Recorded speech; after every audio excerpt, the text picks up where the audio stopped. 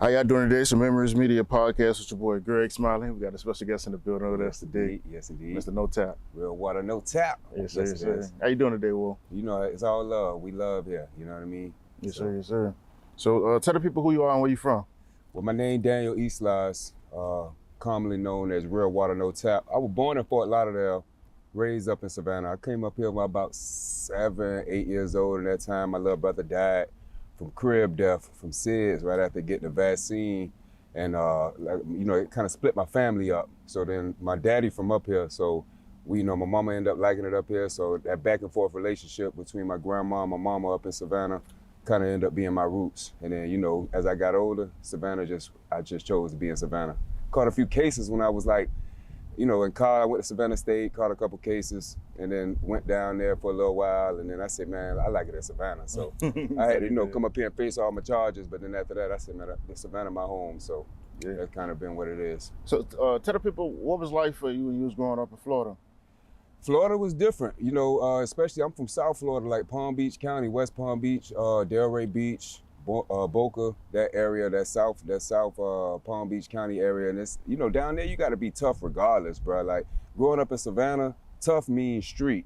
But growing up in South Florida, I don't care if you ride skateboards or you just, whatever you do, you got to be tough. So, I ain't never really chose the streets in South Florida, but it's like that toughness coming to Savannah always just made me street.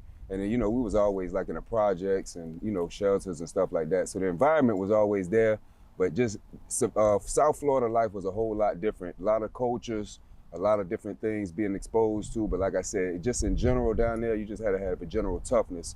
And in Savannah, you kind of could be just a regular person and don't really have to be nothing, and people won't mess with you. But if you is tough, it's like automatically, boy, he a street dude. And yeah. You know what I'm saying? So I got used to those cultures growing up and just balanced it out a little bit. But I always was like street in Savannah. In Savannah, I always be like street. Me and my little brother, I always be like, boy, we street. And then we'll go back to Florida and be like, boy, you gotta stay out of the way. You know what I'm saying? So answer me this, comparing it to Florida, what was life for you growing up in Savannah?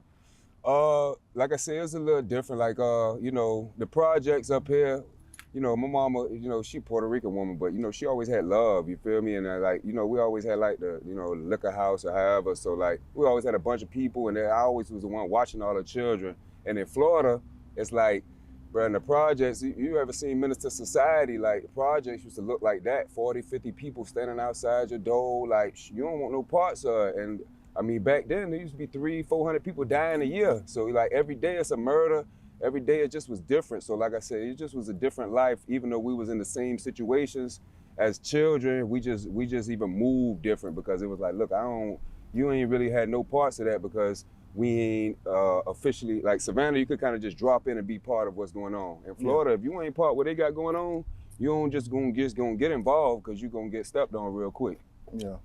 So what was life growing up in Fraser Homes and Yamacraw and Tatumville? Like, oh man, it was love. You feel me? Like, especially like Fraser was like, we was still, cause was in the Salvation Army. We ain't had our own place yet. So like Fraser Homes, we was staying with people. That's where I met Fraser Home Pimp and Thok and Phil and all them boys, Tank, all them boys. I was about 9 years old. I was 99, 2000. My mom used to have a van.